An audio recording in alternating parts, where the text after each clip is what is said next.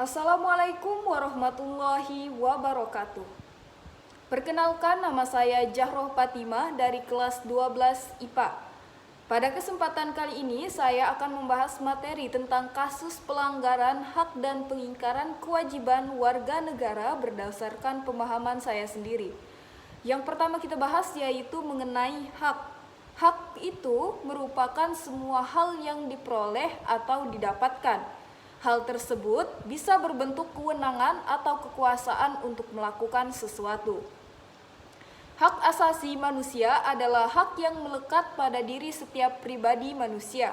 Oleh karena itu, hak asasi manusia itu berbeda dari pengertian hak warga negara.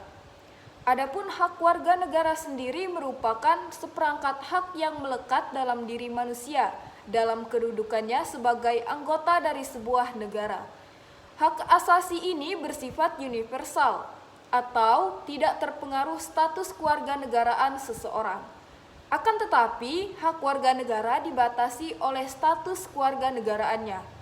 Hak warga negara Indonesia meliputi hak konstitusional dan hak hukum.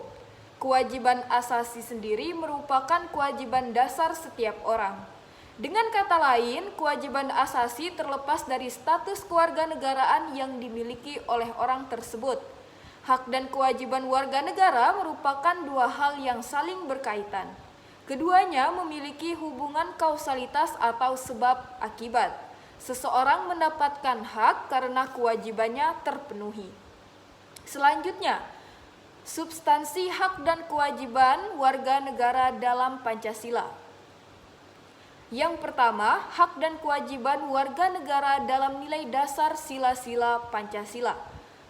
Sila yang pertama yaitu sila ketuhanan yang Maha Esa menjamin hak warga negara untuk bebas memeluk agama sesuai dengan kepercayaannya, serta melaksanakan ibadah sesuai dengan ajaran agamanya masing-masing.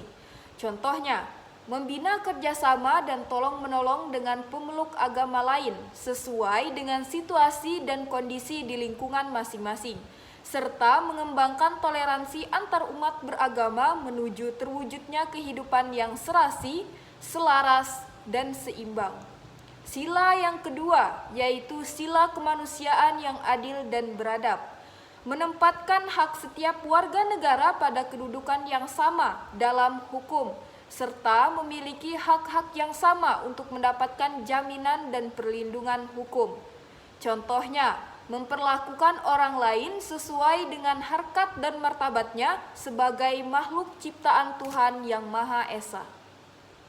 Sila yang ketiga yaitu sila Persatuan Indonesia, menjamin hak-hak setiap warga negara dalam keberagaman yang terjadi kepada masyarakat Indonesia, seperti hak mengembangkan budaya daerah untuk memperkaya budaya nasional. Contohnya, menempatkan kepentingan bangsa dan negara di atas kepentingan pribadi atau golongan, serta sanggup dan rela berkorban untuk kepentingan bangsa dan negara. Sila yang keempat yaitu sila kerakyatan yang dipimpin oleh hikmat kebijaksanaan dalam permusyawaratan perwakilan, dicerminkan dalam kehidupan pemerintahan, bernegara, dan bermasyarakat yang demokratis. Sila keempat ini menjamin partisipasi politik warga negara yang diwujudkan dalam bentuk kebebasan berpendapat dan berorganisasi, serta hak berpartisipasi dalam pemilihan umum.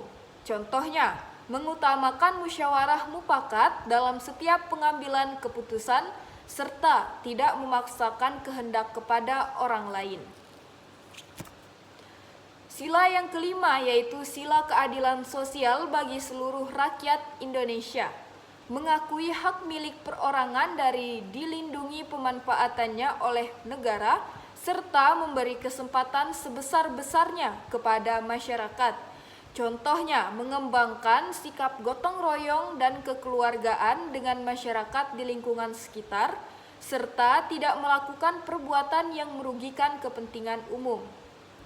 Yang kedua, hak dan kewajiban warga negara dalam nilai instrumental sila-sila Pancasila. Adapun hak dan kewajiban warga negara dalam nilai instrumental sila-sila Pancasila, yaitu yang pertama, hak atas kewarganegaraan, Yang kedua, kesamaan kedudukan dalam hukum dan pemerintahan.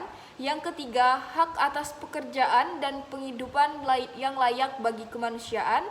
Yang keempat, hak dan kewajiban bela negara. Yang kelima, kemerdekaan berserikat dan berkumpul. Yang keenam, kemerdekaan memeluk agama. Yang ketujuh, pertahanan dan keamanan negara. Yang kedelapan, hak mendapat pendidikan. Yang kesembilan, kebudayaan nasional Indonesia. Yang kesembilan, perekonomian nasional, serta yang kesepuluh, kesejahteraan sosial. Selanjutnya yang ketiga, hak dan kewajiban warga negara dalam nilai praksis sila-sila Pancasila.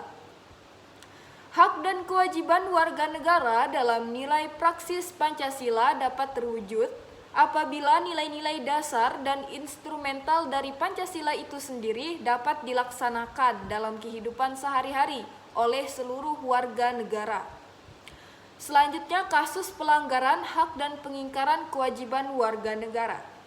Yang pertama, penyebab terjadinya pelanggaran hak dan pengingkaran kewajiban warga negara, yaitu sikap egois atau terlalu mementingkan diri sendiri, rendahnya kesadaran berbangsa dan bernegara, sikap tidak toleran, penyalahgunaan kekuasaan, ketidaktegasan aparat penegak hukum, serta penyalahgunaan teknologi. Nah, yang kedua, kasus pelanggaran hak warga negara. Kalian tentunya pernah melihat anak jalanan yang sedang mengamen di perempatan jalan raya. Mungkin kamu pernah didatangi pengemis yang meminta sumbangan. Nah, anak jalanan dan pengemis merupakan salah satu golongan warga negara yang kurang beruntung. Kenapa disebut kurang beruntung? Karena tidak bisa mendapatkan haknya secara utuh. Kondisi yang mereka alami salah satunya disebabkan oleh terjadinya pelanggaran terhadap hak mereka sebagai warga negara.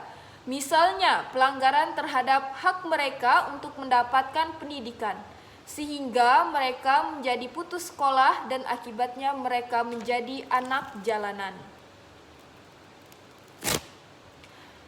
Yang ketiga, kasus pengingkaran kewajiban warga negara. Membuang sampah sembarangan, melanggar aturan berlalu lintas, merusak fasilitas negara. Misalnya, mencoret-coret bangunan milik umum, merusak jaringan telepon, tidak membayar pajak kepada negara seperti pajak bumi dan bangunan, pajak kendaraan bermotor, retribusi parkir, dan sebagainya. Dan yang terakhir, tidak berpartisipasi dalam usaha pertahanan dan keamanan negara. Misalnya, mangkir dari kegiatan Siskamling. Yang terakhir, penanganan pelanggaran hak dan pengingkaran kewajiban warga negara.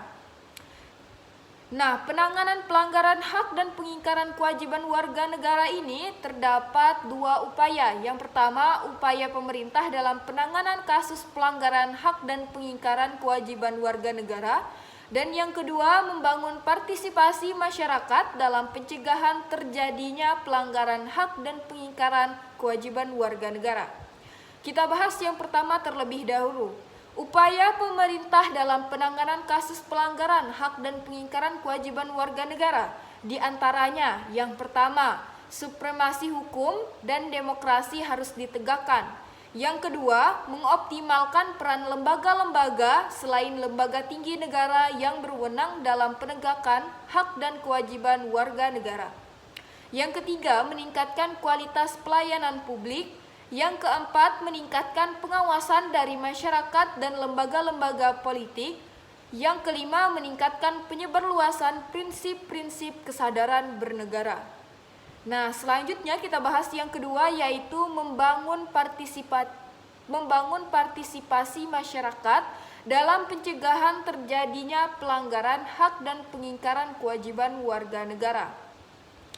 Nah, sebagai warga negara sendiri, negara yang beradab sudah sepantasnya sikap dan perilaku kita mencerminkan sosok manusia beradab yang selalu menghormati keberadaan orang lain. Sikap tersebut dapat ditampilkan dalam perilaku di lingkungan keluarga, sekolah, masyarakat, bangsa, dan negara. Mungkin Itu saja yang bisa saya sampaikan berdasarkan pemahaman saya. Terima kasih atas kesempatannya. Wassalamualaikum warahmatullahi wabarakatuh.